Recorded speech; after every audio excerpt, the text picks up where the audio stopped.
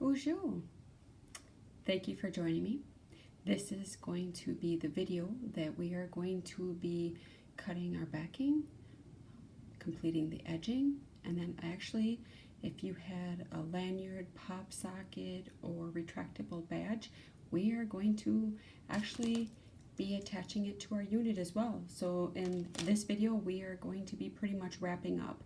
So if you're not up to the point where you have all of your beads tacked down, sewed on, you have your banding, your rhinestone banding complete, and you have your backing somewhat glued to the center, you may want to wait to watch this video until all of that is completed.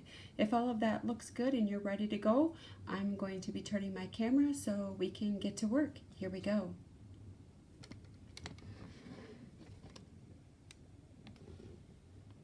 All right. For the purposes of this video, just so you know, I pre-threaded my needle to save a little bit of time. But first what we're going to do is we are going to be cutting the backing to match our foundation. So all we're going to need is just some basic scissors to do that. And you don't want to cut on an angle. You want to just cut it straight flush with it. And for you earrings that, for the people with the earrings that have the hoops, you are going to want to try to cut up to it and then stop, and then go the other side, cut up to it and stop, and then just try to get your scissors behind the hoop to cut it. And I'll get to that one.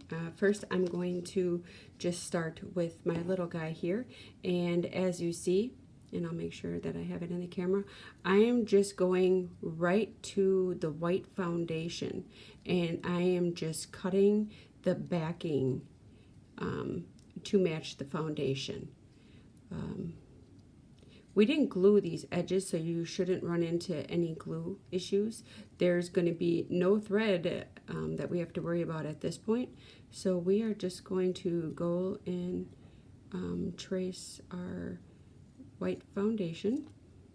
And you can see I just cut it flush with the piece. And then I kind of look at it and make sure I didn't miss a piece, or I didn't kind of get off track a little bit. And I do notice a little one here, which isn't the end of the world because we are going to be edging this, so all that's going to be covered. But you don't want a piece too big hanging out because it will change the way your beads lay. So now that I finished that piece, I'm going to just finish the earring one real quick. For those that have the earrings, like I said, you're going to want to start going up one side, and when you get to the part that we had to attach the earring hoop, and we are just going to try to cut right to that. You can kind of see, let me see if I can get a better view of that. You can kind of see I stopped right there, and now I'm going to do my best to go up the other side and see if I can do the same. I'm right-handed, so I'm doing my best here, but if anything, just make real small incisions.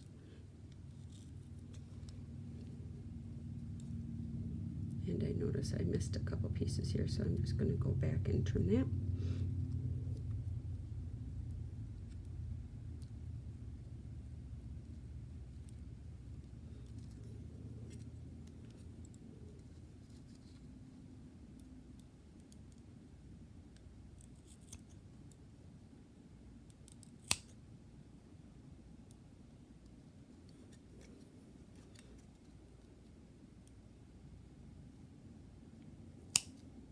And then I'm just going to move this down because I know we glued right by that on the underside. I know we glued there, so I am just going to pull it down just a tad bit to cut that.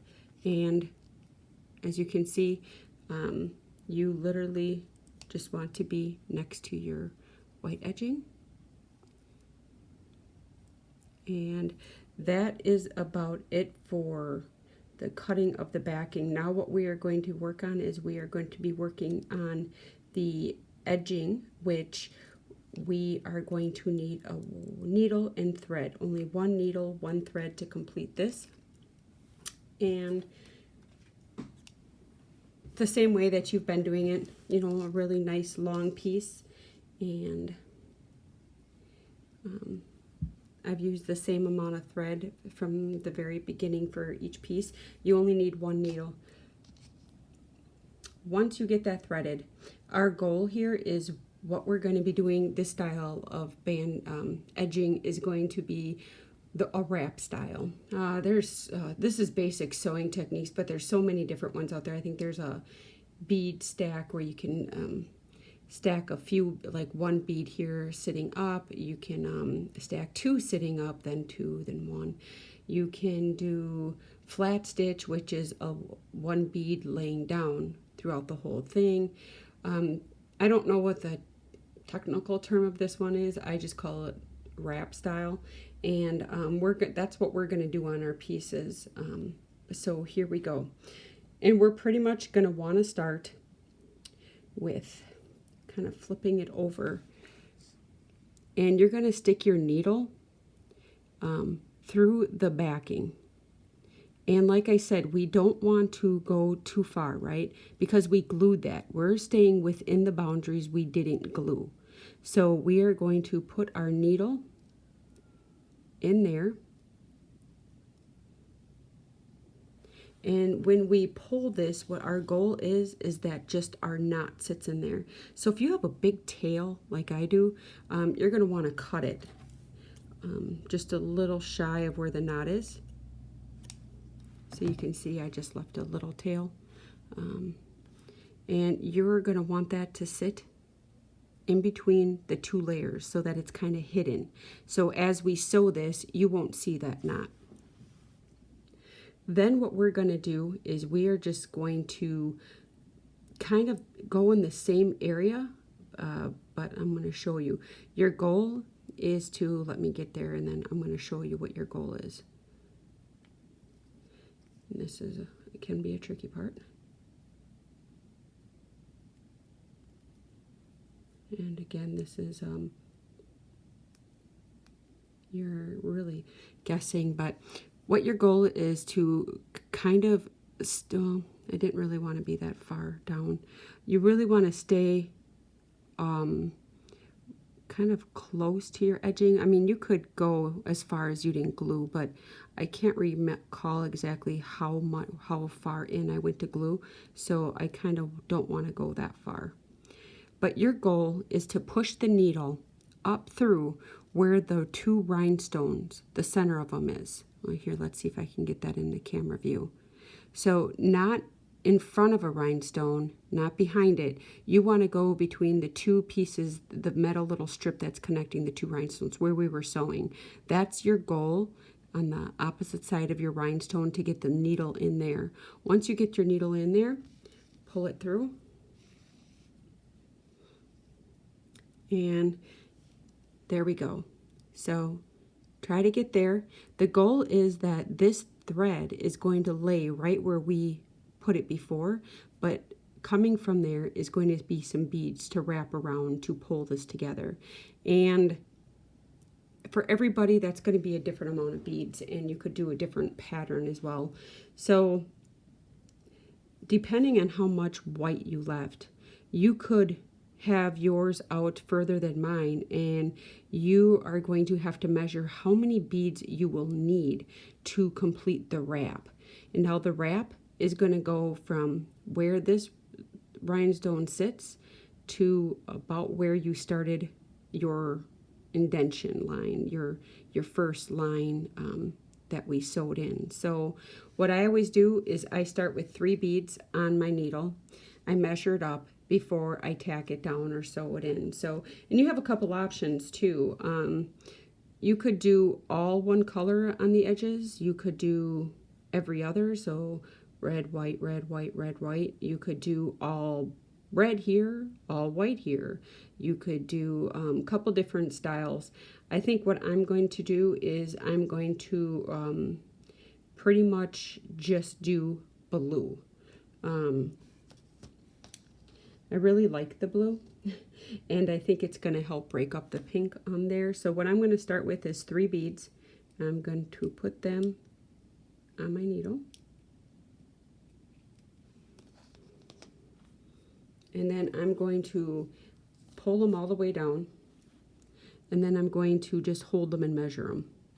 And as you can see, if I do 3 beads, I am, let's see if I can get a better view. I am not going to have any beads back here. It stops right there, so that tells me I don't have enough. So I'm going to grab 2 more beads and see what it looks like.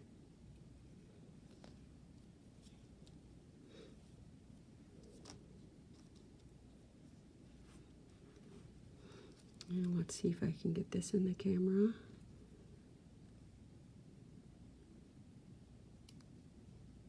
Oh, looks like for me it's 5 beads. So what you're doing is you're just holding it down with your fingers or whatever you can, but you're trying to get it to lay like that.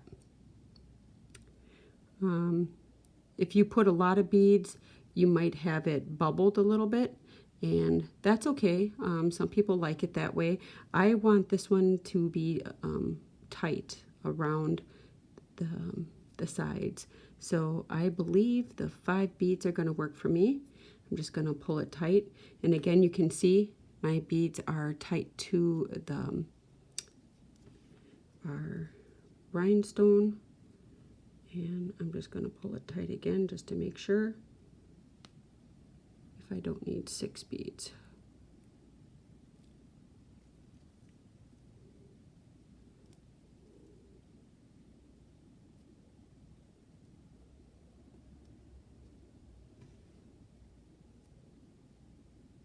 No, I'm going to go with these. So once you have your desired amount of beads on there, all you're going to do is you're going to come to the bottom and you're actually going to push your needle, see, through the bottom.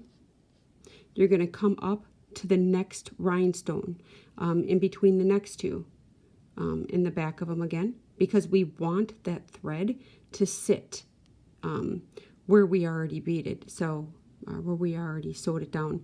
So you can see I put my needle behind the rhinestone in between the slit where they go, where they meet. So now I'm going to go through that, and this can be a part where your thread gets really crazy, so just kind of pull slow, because you think about, we're doing a lot here. We added beads, we're going through one rhinestone, and we're coming up behind another, and as you're pulling it tight, you're just going to want to watch how the beads go right next to that rhinestone and that they go to your back. And then you're just going to pull it tight, and then you're going to start your next one. So, and like I said, if you wanted to do a pattern, you know, one color of one loop, one wrap around, then another color of another wrap around, feel free, be creative. This is your piece. There's many different ways to do banding. This is just one technique that I like, but I really do like a couple of the other ones. So if you decide to do another one, definitely look into some maybe different banding. And as I do more pieces, I can add more videos of different ways of banding, or that how I'm doing it, in case it's different than the video that I've already uploaded. So you can see when between the 2 rhinestones in the back of it. Actually, that one I might be in the front. Hold on, let me change that. If you do that, the beads actually lay different if you're in front of your rhinestones compared to the back. So we always want to be to the back, and we want that thread to sit where it already was sitting from our first time through.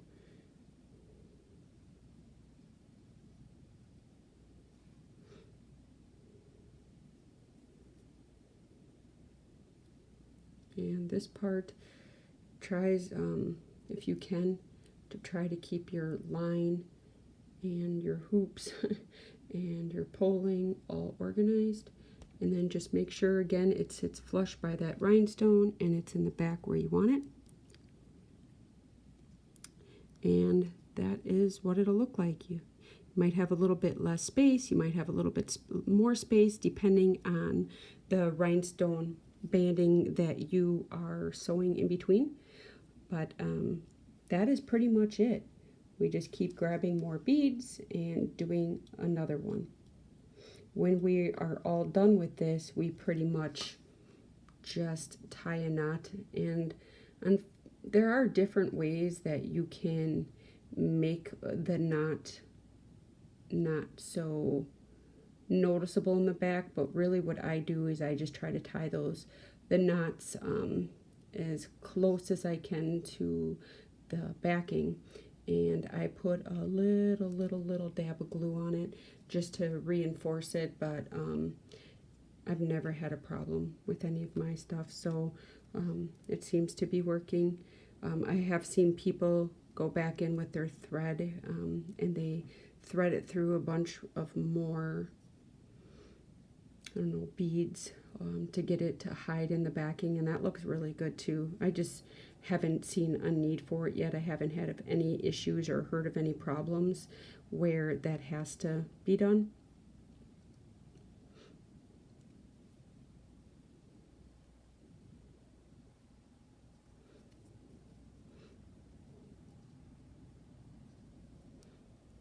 Okay,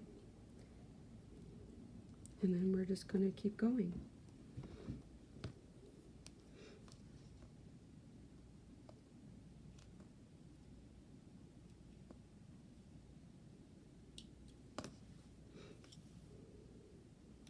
This is definitely something I typically always have music going on when I'm doing, because this is just another piece of it that takes a little bit of time. Probably not as much as the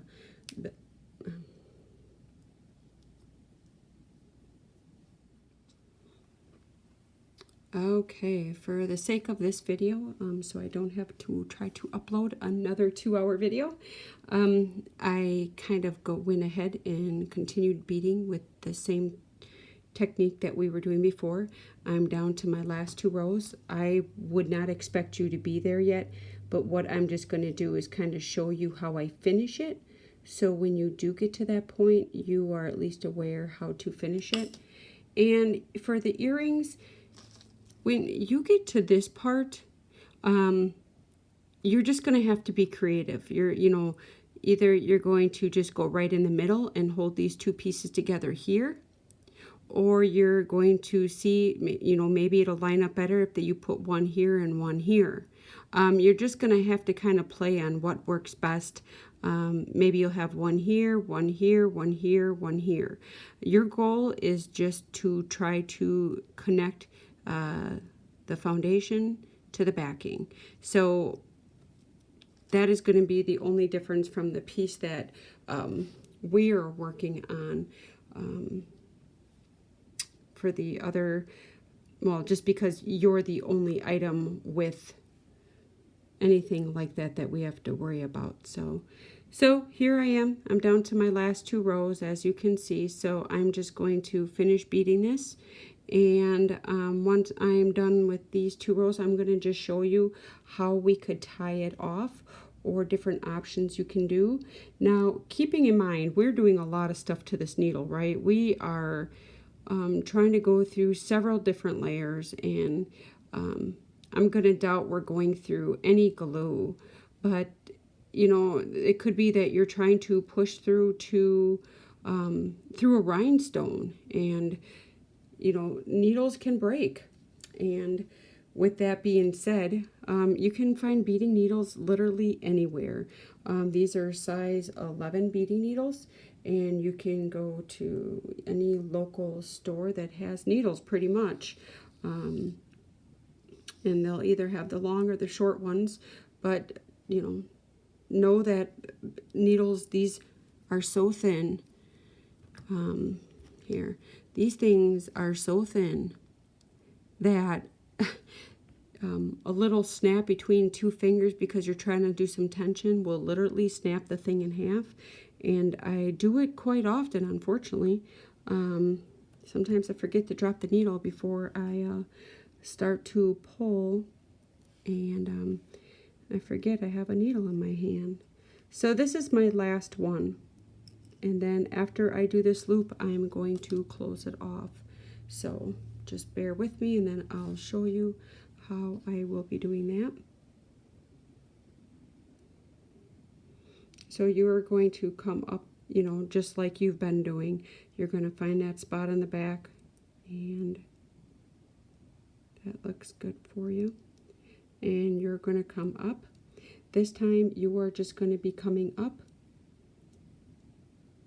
right between the next rhinestone, but we're not going to be putting beads on it this time.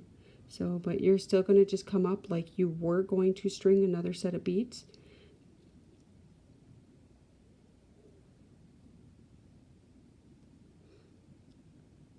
And again, it takes us a little bit to find the right spot because we're kind of like sewing blindly, if you want to say that. There's no glue here, but sometimes you could be pressing into a bead, or you could be trying to press into the rhinestone, and we can't really see, right, until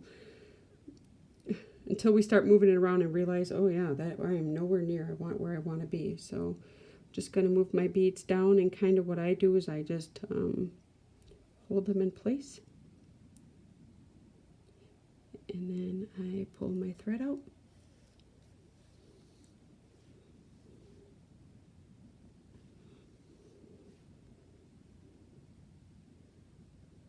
Okay, so as of right now, we have our unit completely beaded, but we have this string in the front. So right where it's coming out, you are just going to go a little bit to the right, and you're just going to come back down. But you're going to try to come back down where your thread was going in. So it's kind of like another angle, as you can see. Then I'm going to pull that out. And when you pull it out, that thread literally should just go, see if I can get it in a good angle. It's just going to go right between the beads and the rhinestone. It completely blended in. So now you're going to turn it around on the back, and this is where you're just going to tie your knot. So I'm just going to tie a knot. I'm going to do my best to get it to get 2 knots in the same spot as close to the backing as I can. So like I said, you're probably not to this point yet, but for video purposes, so I'm not trying to upload another 2-hour video, I am just going to be cutting this to the other video so that you can just watch it and do the backing whenever you are at that point.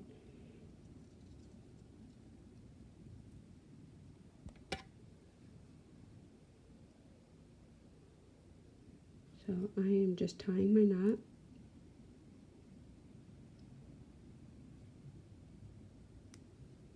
And I did not get it as close to the back the backing as I wanted. So I'm going to try again.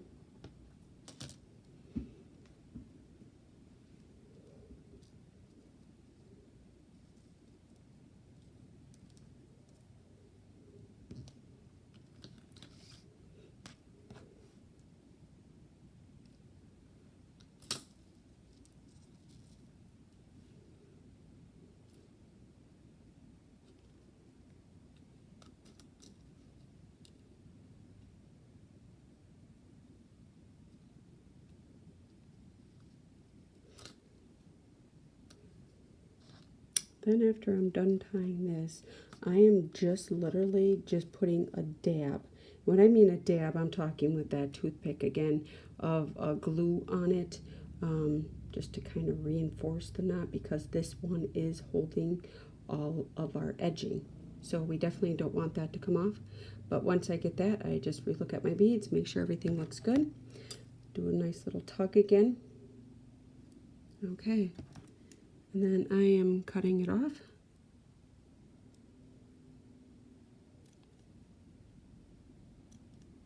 Okay, and then like I said, I will be doing a dab of glue.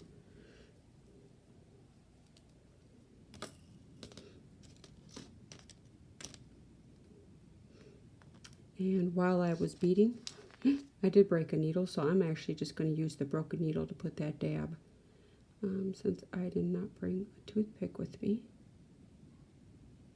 And as you can see, I did just a little dab. And I am just going to be putting that on that knot.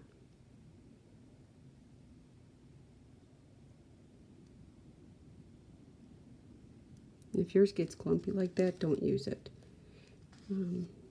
Try to go a little bit deeper in the glue.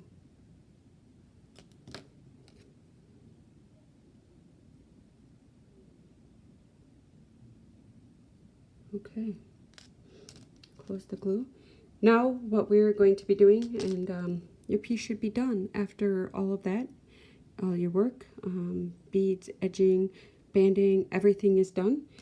We are going to be attaching. So for the earrings, once you finish your, and the pin, once you finish your edging, you are done. Start wearing them and enjoying them. For the retractable badge, lanyards, and the pop sockets, we are applying glue to this. And for the purpose of this video, I have a piece that's already done. And what we're going to just be doing is using our glue. Now, I have heard people say that they scuff up the tops with like the sandpaper of the pop sockets in these because they're shiny. I've never had an issue. And actually, I've never heard anyone else having an issue of them popping off. And I don't scratch mine up. I really don't see the need when we're going to be adding the glue like we are.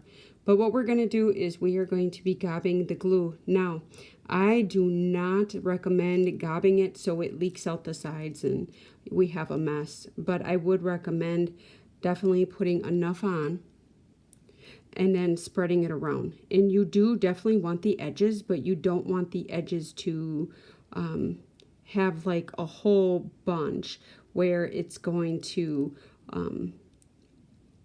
spill out, I guess you could say, because then that's going to be on your piece. And I would suggest as soon as we put this on, you kind of analyze it and just look at it to make sure you don't see any ooze out. If you do, wipe it off right away before it dries. So as you can see, I just gooped it on there. Now, this is very important part because the piece sits up and down. So you want your piece, depending on what you wanted your top to be, you want to make sure that you line this up to how you want it to look on here. Mine's a very basic design. There is no top or bottom. So I'm just going to put mine on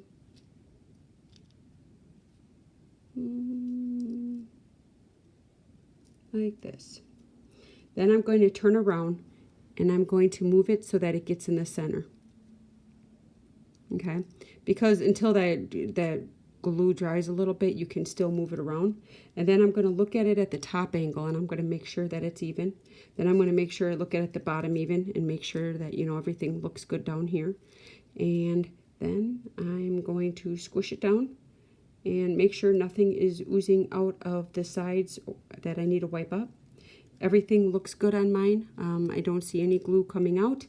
Now what you would do is, besides closing your glue so it doesn't dry out, we are going to set something heavy on it, and you're going to leave it overnight, and that will complete it, our piece.